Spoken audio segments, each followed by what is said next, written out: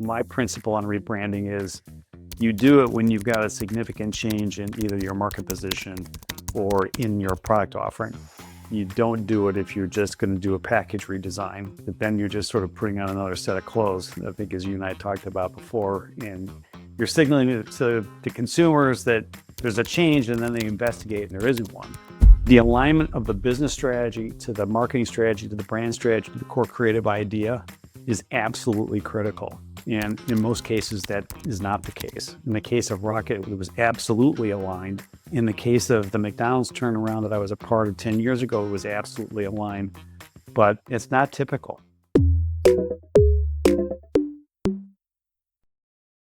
Before we do anything, I really would like you to introduce yourself any way you like. Sure. So I'm Fred Ehle. I most recently headed purchase marketing at Rocket Mortgage, was part of the working team that launched the Own the Dream campaign in the Super Bowl, which in-stadium activation won a Can Gold Lion this year, of which I'm very proud. Prior to that, led a number of marketing organizations from Pulte Homes to McDonald's to Redbox to Jockey. The red thread through all those was B2C marketing and selling direct to the consumer. And each of those businesses was at an inflection point, whether it be a turnaround, whether it be get close to the consumer, whether it be repositioning the business and the marketing function as it was at Rocket. I'd like to come into those situations and sort of help companies exceed their objectives in those situations. Prior to that, I was in the agency business with a number of large ad agencies in Chicago, FCB, Leo Burnett, DVB, leading a number of CPG businesses. I'm happy to be here to talk about branding.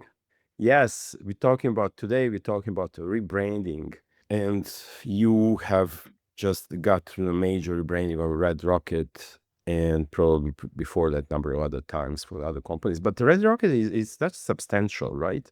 Oh yeah, Um, Rocket and was huge. Yeah. it was huge. So I just want to encapsulate the entire overhaul, what the rebranding really means. And when the company really goes through rebranding, and when they need to go rebranding, and when they just should not go into rebranding.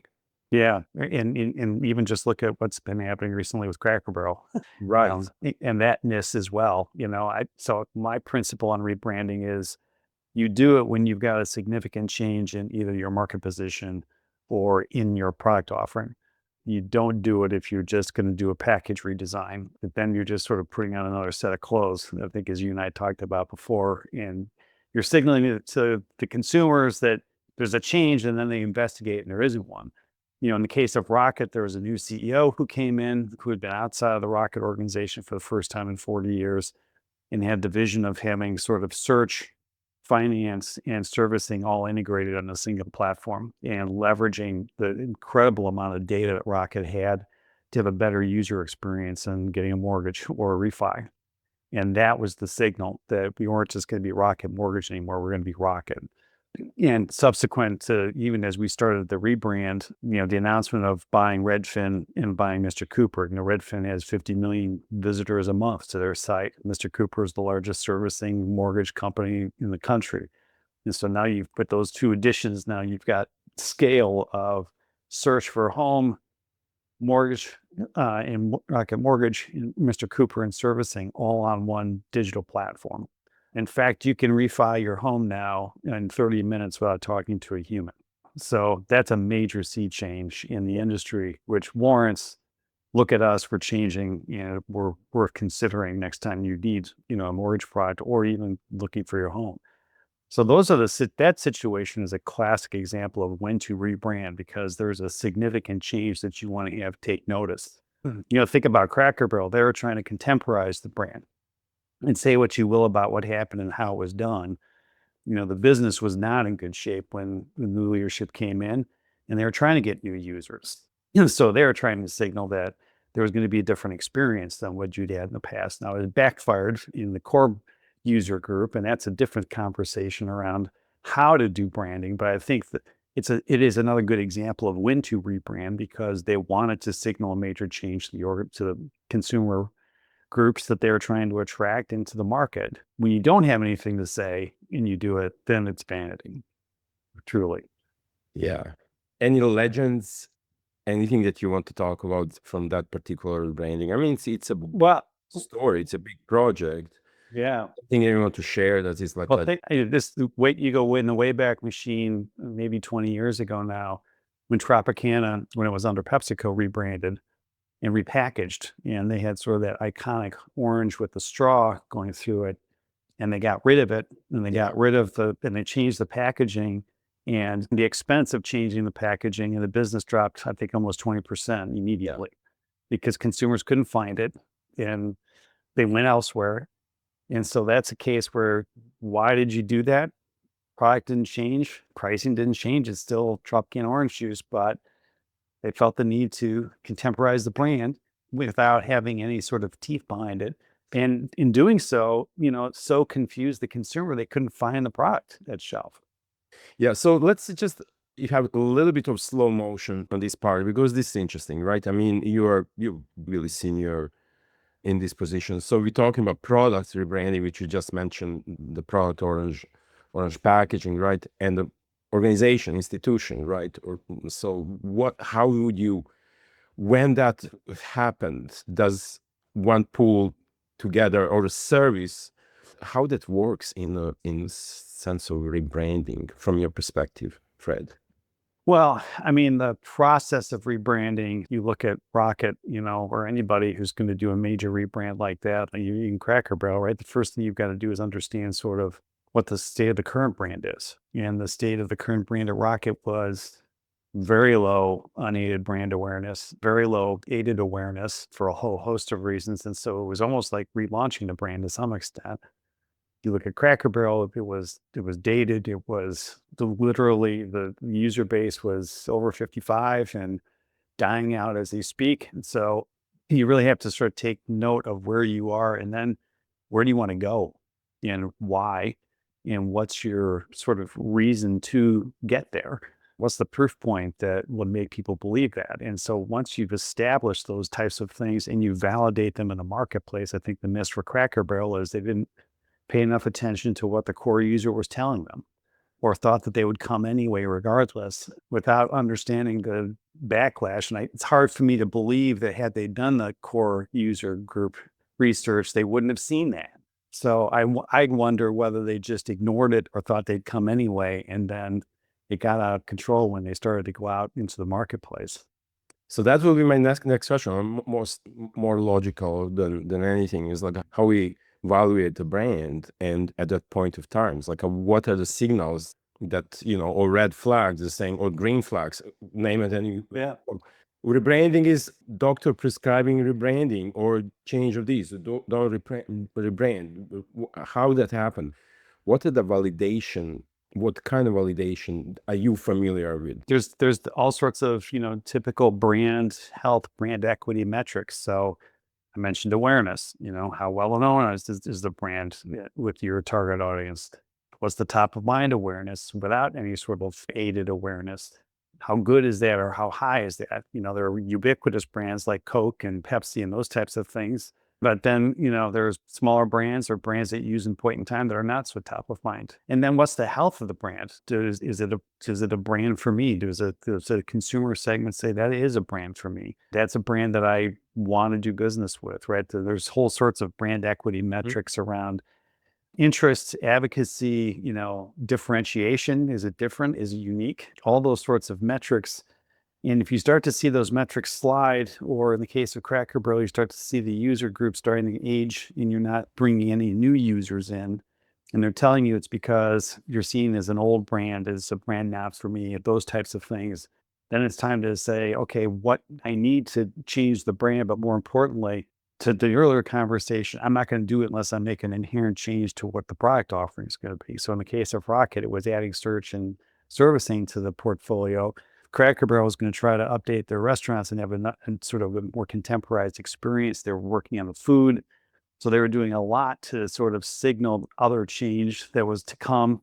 Again, a lot of missteps to get there, but I think the intention was good and the principles were right in that they weren't just going to do a rebrand and still have the same food and the same store experience. They were going to have different food, prepped differently, and a different experience as a way to try to get a new user into the organization, into the franchise. So I think that's the kind of homework that has to be done in terms of not just where are we, but where do we want to go and how are we going to get there? What are the signals that what are the changes we need to make to either the product or service to do that? It's at the end of the day, it's all strategy work.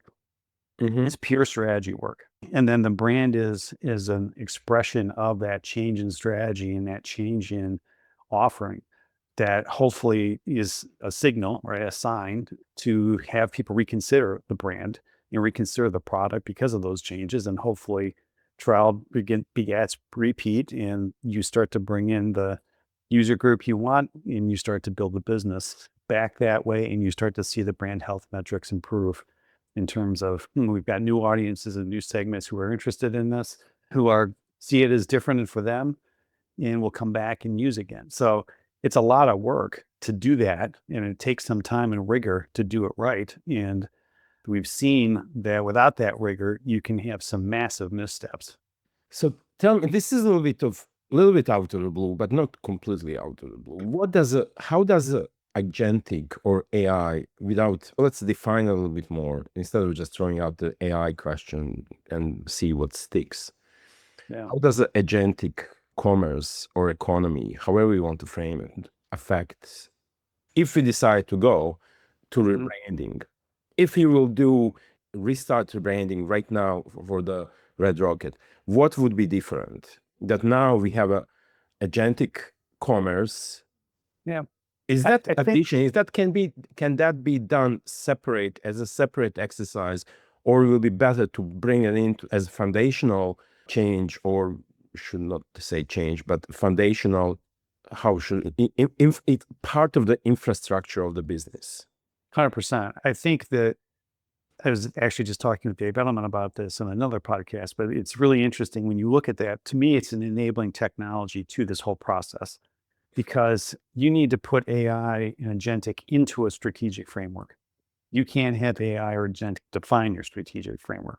It can provide an input to it on the analytical side in terms of identifying pools of demand and I think on the analysis on the front end for sure.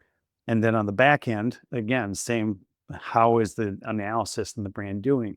It can be an input into your hypotheses generation in terms of what are the positioning statements, what are the benefit statements we want to test, amongst these different segments to then drive to the branding that's going to come out of that. So to me, it is a key enabler now in this process, but it is not in any way, shape, or form something that's going to take the place of decision making or strategy.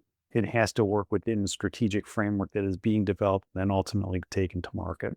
So again, just staying close in how the testing happened. What are your principles for testing? And the second question, I just want you give you more space to think and talk. What are the best practices or example of agentic today in the close Well, space to Red Rocket or just anything that you want to talk about? I don't know what they are today because they're being developed as we speak. Very They, good. they, Yes, true. Yes. I love people saying they want someone who's AI native. Like AI native is someone who's been around it for 3 years now, maybe four. So let's be clear on what it is. And so it is emerging as we speak. So honestly, I can't speak to the best practices because they're being developed Yeah, yeah. daily. The process of how we develop a brand or brand strategy starts with segmenting the marketplace. You still need segments. You still need, audience segments. You still need community segments of who's in the marketplace and what are their need states and that type of thing. Again, that can be that AI and agentic can be a enabling technology to identify those, but it's not going to give you the answer. And then once you've identified sort of the most attractive segments, then it's what is it why you? That's a fundamental question in all marketing, right? But it's especially so here, which is amongst those audience and all their choices in whatever field you're in or whatever vertical you're in, why you? And if you can define some hypotheses, two or three, four or five different sort of statements as to the why you and the reasons to believe for why you, then you can put those in front of those segments to see how they resonate. And, it's interesting going the way, way back machine, because I used to work for Sergio Zeman, who was part of New Coke 40 years ago. And he said one of the reasons they launched New Coke was they tested the new formulation against Pepsi on an unbranded basis. So it was blind. Yeah. So the preference was clearly for new Coke, but then the minute you put Coke on it, the Coke user goes, that's Yeah. not Coke. And so that's the other basis is Got it. make sure that you test this on a branded basis, because part of the statement I may make to you is, and it's brought to you from this brand, and that segment may see, I don't believe that this brand can do this, or that's not compelling to me. And that even then starts to beg the question whether you keep the brand or not, or whether you develop a new brand. So you can take a rebrand all the way to, do you keep the brand you have, or has the benefit and or the segment changed so much that you're now introducing a new brand and you become a house of brands. And that's something you find out at that point. It's like the consumer is not giving you permission to play here. So now what do? Do you not play there with this brand, or do you develop new brand that to play there and then invest in that and leave old brand behind or in that place? Wow, that's interesting. Interesting perspective. I would call it. I actually, there's an entire. It's a bias. It's called survival bias, right, in behavioral economics, which is interesting to use in innovation because it just highlights everything that others don't do. It's similar to what you're saying.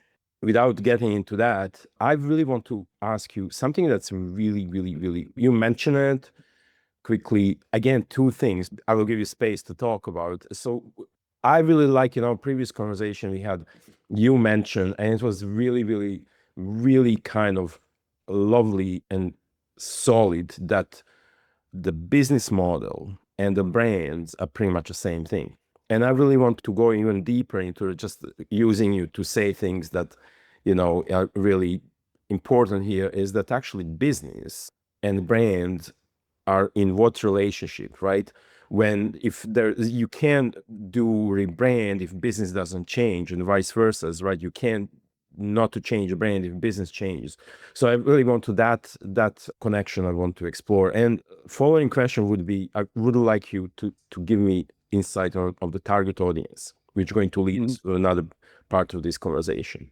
I go to my Pulte days. So Pulte is a publicly traded new home builder. When I was there 10 years ago, they had three brands in house. They had Centex, which was a home builder they bought out of Texas, Centex, Central Texas, predominantly serving a first time home buyer. Pulte was a second, third move up buyer, so a little bit more affluent. And then they had Del Webb, which was 55 plus. And so that's where I first heard the term as sort of brand as business model, because when I said Centex, then I knew that I was talking to a first-time home buyer that was at this price point with this type of home in this type of location. You go to Pulte now, suddenly this is a more affluent buyer, different type of home, different type of location. And obviously Del Webb 55 plus was 55 plus buyers. It's actually the only legal restriction that is allowed in home building is 55 plus communities. But what happened interestingly 10 years ago was the old Del Webb model was a bunch of retirement communities in Florida and Arizona. The reality was the 55 plus buyer was very different than it was 50 years ago when the brand was founded. The brand was founded as, we're going to go to remote areas in Florida and Arizona, buy very cheap land, put very affordable homes there, and provide a resort lifestyle to retirees from up north who couldn't afford that lifestyle when they were working, but could now in their Yeah. retirement years, Mhm. right? Flash forward to today, if you're 55 plus, you may still have kids in school, your parents are aging, and you're still working. Or your kids may leave the house, but you're still going to work for a while longer and you're still caring for aging parents. So now you don't need the big resort communities in Florida and Arizona. You just need a downsize in place in Chicago and New York. And so that was an instance where we pivoted the business, as an adjunct, not just away from it, and an adjunct to, if you're 55 plus and you want the Florida Del Webb, we got them. But we had a community actually in northern Chicago at the time. It was a former Naval Air Base, and it was redeveloped into townhomes and attached duplexes. When we opened both, we sold out of the attached duplexes like that. Townhomes, not so much because the stairs. and the buyers were 55 plus whose kids were out of school, but out of the house, but they were still working and still wanted to be close to places of worship and their friends. And there was a metro stop there, and there was a small little walkable community there. So, to your point around target audience, it's interesting because that target audience was the same, broadly speaking, 55 plus, but now you've got sub segments underneath, some of which are retiring and want to be in the Sun Belt, some of which aren't, but want to downsize and downsize in place. And that whole downsize in place opportunity opened up a whole new line of business. Wow. I mean, I ask this question just because I want to segue the conversation into more of the talking about people, talking about the customers, talking about segmentation, talking about how we're looking at the customers, like, and what brands really do for them, and how brands can help people live better. It is a loaded question because there's as you know, Fred, I practice behavioral branding, which has a component and premise is a value proposition that actually brings a new behavior. The brands bringing new behavior as a value proposition to the customer. So how can one brand improve their lives, not just serve them at utility as a utility, right? But how the behavioral change really happen. So my question to you would be, what would be your perspective on it? What are your best practices that you see? You and I spoke about Airbnb, how impactful that was, like at a global level, that it's not strangers anymore, and people start traveling and living in others people's homes and things like that. Incredible, right? Incredible impact that Airbnb made. What would be your take on it? Yeah, I mean, I think just that web example was another good one, right? Which is you think of this brand as one thing, but now think of it as a different thing that has a different sort of value proposition, same audience, but a different need state that was unfulfilled. And so now all of a sudden, it's not just a resort in Florida, it's a small community in the North Shore of Chicago that's still close to a metro stop that can get me to downtown Chicago to where I work, but I'm in a one level, home, and I don't have to care for, the maintenance outside, and put that under the Airbnb brand. And you would know better than that. I think there's some reason why it's called Airbnb. It's a shorthand for something. I used to know the story, but I don't. But it's like how it got to even that name is a story in and of itself, as in terms of sort of the premise and promise of a brand. Just very quickly, because you mentioned it, now we have to answer it. The company started with 2 design students, and there was a design conference in San Francisco, and people were looking for accommodation, and there was nobody had one. And these 2 guys says like, hey, we have a air mattress. Do you want to sleep here? You just have to pay something. And idea was there. And they were for a very long time. Well, for sometimes they didn't understand this idea is there. So The air mattress bed and breakfast. right. Airbnb. Yeah, that's Yeah, right. that's right. That's right. Merge the name, but yeah, it's true story. You fall in love with the product first, then you fall in love with the brand. It's sort of like, wow, that's a really radical offering. Who is it from? Oh, it's from Airbnb. Now all of a sudden you've got a proposition that is life changing and or behavior change. And how far could we extend it? And the answer was, as long as it was 55 plus, that was the anchor that allowed us for the brand to expand. And to the earlier conversation, if the brand isn't anchored into some sort of inherent truth, whether it's that or something else, then you start to look at a different brand. And you look at Airbnb, and then they've got a competitor in Vrbo. So now they're trying to say, well, it's not just anything, because you use Airbnb for business travel, you can use it for personal travel. They're all about vacation. So they're trying to slice off just a little bit of that Airbnb business for vacation. So going back to the original framework that you and I have, and the title of this podcast is going to be about rebranding. Now, we spoke about if we start foundationally changing a company business, we spoke about agentic economy, agentic commerce, how it has to be part of that. And I know the answer is yes today. I know you're going to pick it up, but as we are going after foundational change or adjustments, not necessarily change, betterment, whatever, we changing the infrastructure of the business. Isn't that logical and business savvy to actually understand there is a possibility that behavioral value proposition, which I can speak about can be part of that nuances. 100%. I can say that examples that you're using of the changing a logo company, that was any of that. I think more and more companies actually really do understand, and I'm talking with a number of friends, and some of them going to rebranding, and some of them are not incorporating anything behavioral, anything psychological that will drive consumer to better place in their life. And I think that's missed opportunity. 100%. Think of just the examples. Take Rocket's example in terms of we have this great sort of tension slide around 91% of consumers want to own a home. 53% of all first-time home buyers report crying in the process of buying a home, and I'm crying Oh, tears of joy, no crying doubt. because it's so frustrating, right? That it's such a friction-filled process. And so the whole premise in the Rocket restage was we're going to make it more accessible, more affordable, and at least in terms of the mortgage front. And so the Own the Dream is, and the Rocket corporate mission is help everyone home. So when you've got something as lofty as that as your corporate mission in terms of help everyone home, and you've got a tagline of Own the Dream, and it is about accessibility and affordability. And to your point about the betterment of people, I can't think of anything much more lofty than that. And so then what's the messaging? And that's the lesson that I learned and I've seen only a few times in my career. And yet I was just sharing this at Wharton Business School. It's like the alignment of the business strategy to the marketing strategy to the brand strategy to the core creative idea is absolutely critical. And in most cases, that is not the case. In the case of Rocket, it was absolutely aligned. In the case of the McDonald's turnaround that I was a part of 10 years ago, it was absolutely aligned, but it's not typical.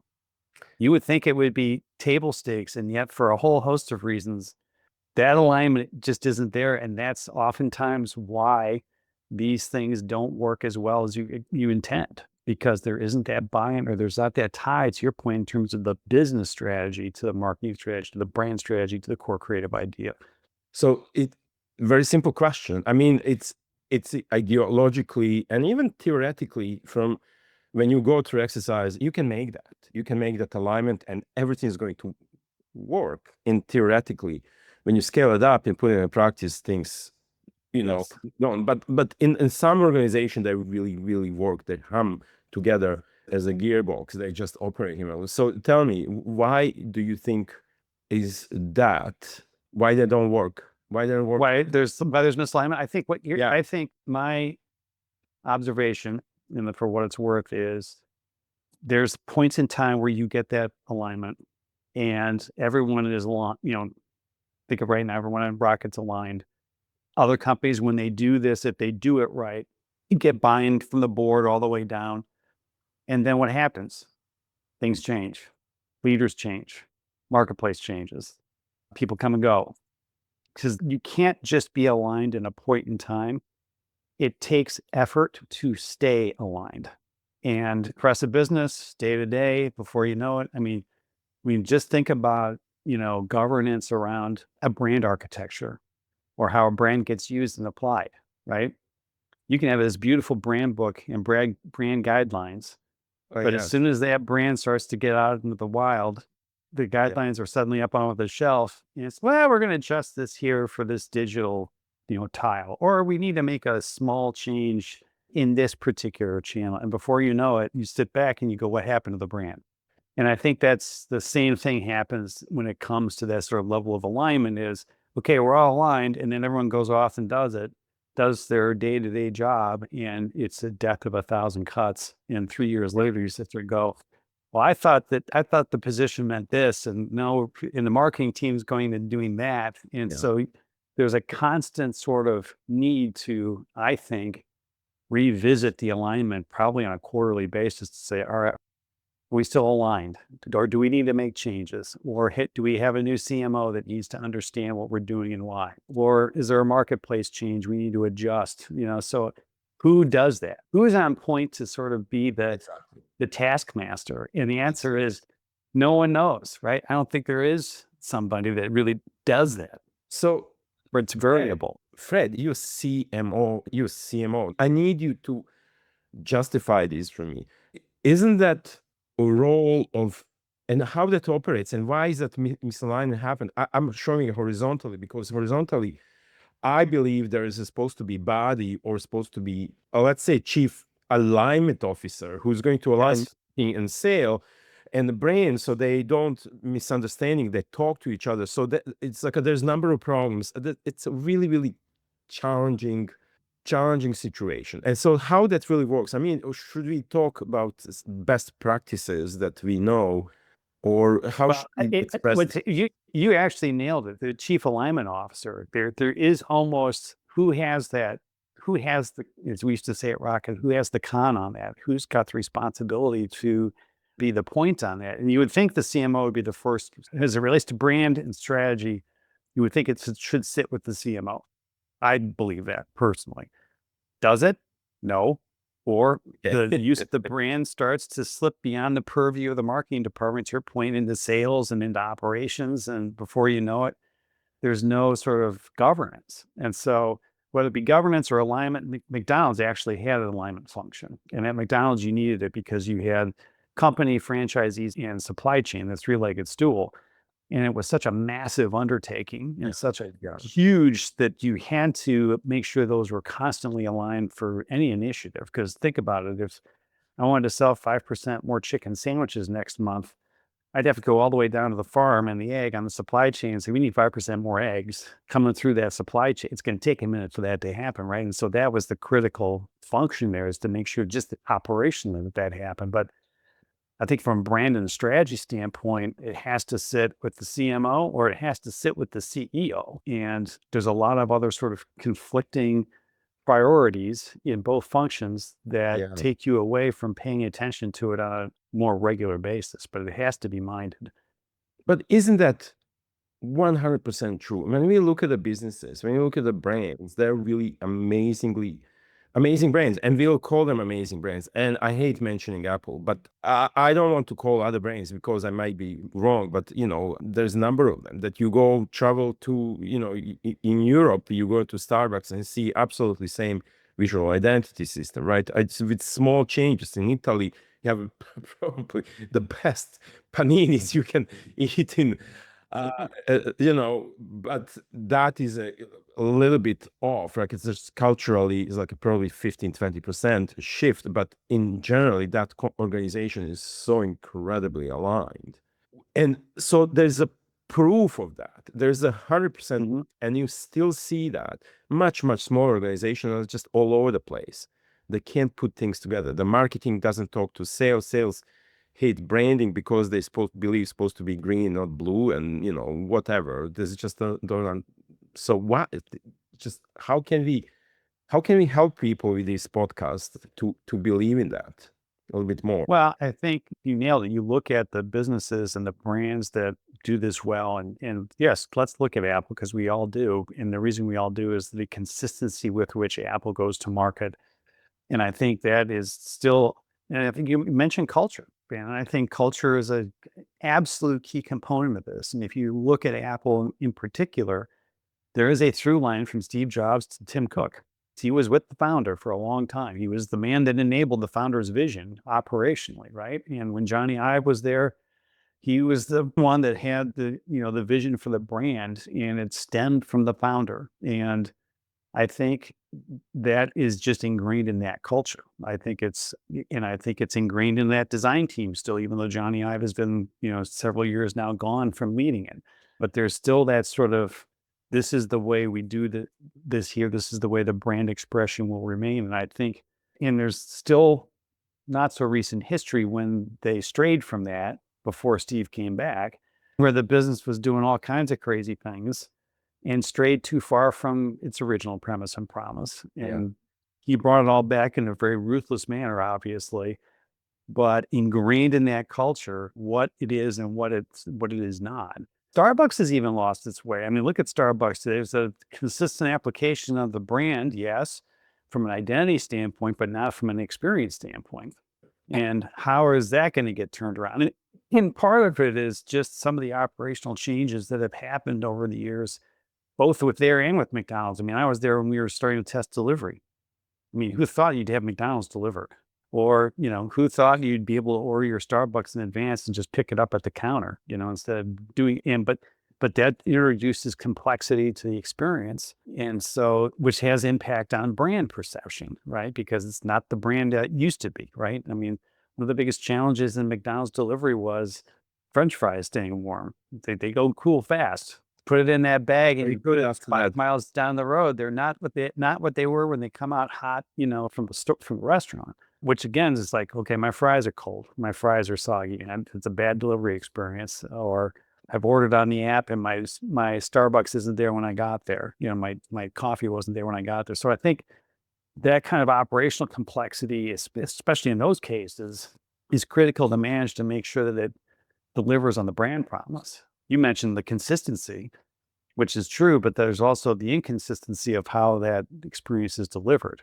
Last question. Before I ask a question, I should ask like a.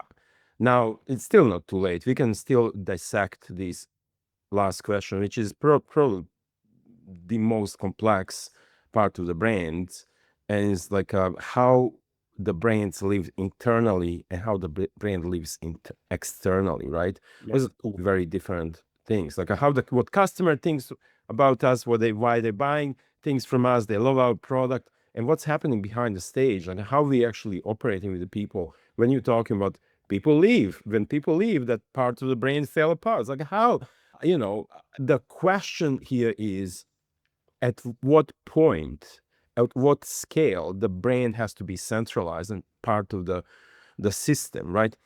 And even at this, we are in 2025, it's still not. Even if it's proven practice, it works. It works for the business. It's good for a business. Centralize it and drive it ruthlessly. The way that Apple runs it, there's a proof to it. Still, no, we don't. Yeah, I think brand as an organizing principle in general, both from a business standpoint, but also from a culture standpoint, is absolutely mission critical. The thing that's really interesting is if you look at Rocket's recent history, when the campaign was shared at an all company meeting a couple of weeks before the Super Bowl with the new identity system, the new tagline, and the Super Bowl ad itself. Many people, because Rocket always does post meeting surveys, say that's finally the company I know I work at. The previous advertising didn't necessarily reflect the culture and the company. That now does. And so it really galvanized people internally around that's Rocket, that's us, that's who we are, that's what we do. And really, and then think about all the mortgage bankers who obviously interface with the customers and everyone else. Now, suddenly, the consumer sees that on the Dream campaign Yeah. and that ethos, and then they have an experience with, a mortgage banker or a customer service rep or have what have you, and that connects and delivers. It's huge. I think it's one of the reasons why Apple is so consistent. Bands that have never worked at Apple, I've only talked to a couple of people who do work at Apple, but my guess is when you come into that organization, probably day one or day two, it is here's the brand, here's what we stand for, here's what we do, here's what we don't do. It was fascinating to me when I was at McDonald's 10 years ago. So where's the McDonald's brand strategy? Well, everyone knows what it is. Well, what is it? You ask 10 people at McDonald's, you get 10 different answers. New leadership came in shortly thereafter with a new global CMO, and she established a global brand strategy for McDonald's that was known. And you look at that since then, from then on, and the consistency and how McDonald's is now showing up versus how they did 15 years ago. It's so even in a brand like McDonald's, you say, well, everyone knows what McDonald's is. And you would say, well, what is it? You ask 5 different people, you get 5 different answers. That's not a good thing, right? You get taglines, you get something else. So getting that sort of as an organizing principle and having it communicated internally in terms of here's what the brand is and what it stands for gets you then to the consistency and the governance that has to go with it in terms of if you are off the standard, then that Yeah. doesn't ever get out the door. It's easy for me to say what I'm going to say, but I truly believe it is true. I don't think the brand, to centralize a brand is actually that big of a deal. And I think if it's simple enough and the leaders are aware of aware of the benefit, they will find a way. And I'm not going to say it's easy, but it's not that impossible. And we find most of the organizations today, they're actually not doing it. So Well, and it goes to even pure strategy, right? And what strategy is. It is sacrifice because it is what we're going to do, but then it informs what else we're not going to do. And that's the hardest thing to adhere to, especially for any size businesses. No, no, this is the box we're playing in. This is outside the box. Well, what if we just go a little bit? Think, man, and before you know it, you're out, yeah, you're well out. And so, how rigid can you adhere to the strategy so that you say no to things that don't make sense? Apple's not going to get into vacations, right? That's not their business. So, but you think of, so that is McDonald's is not going to get into the hotel business. There's not going to be a McDonald's hotel. But I mean, you do need to say, here is the benefit of the brand. Here's who we're talking to. Here is the benefit. Here are reasons to believe. And anything that strays from that is out of bounds. discipline and rigor, easy to say, Mhm. Very hard to do. very hard to do. And Mhm. it's literally, I mean, even when if you're furnishing your own home and you start doing this and that, there's a little bit of chaos in people are people. Listen, I really want to thank you for this and for Thank your you. time and for conversations and for friendship and for all these insights. I think this will be really, really helpful for people to hear what you have to say. So thank you very much, Fred. Thank you. Always a pleasure. Pleasure is all mine. Thank you, sir. Thank you. All right.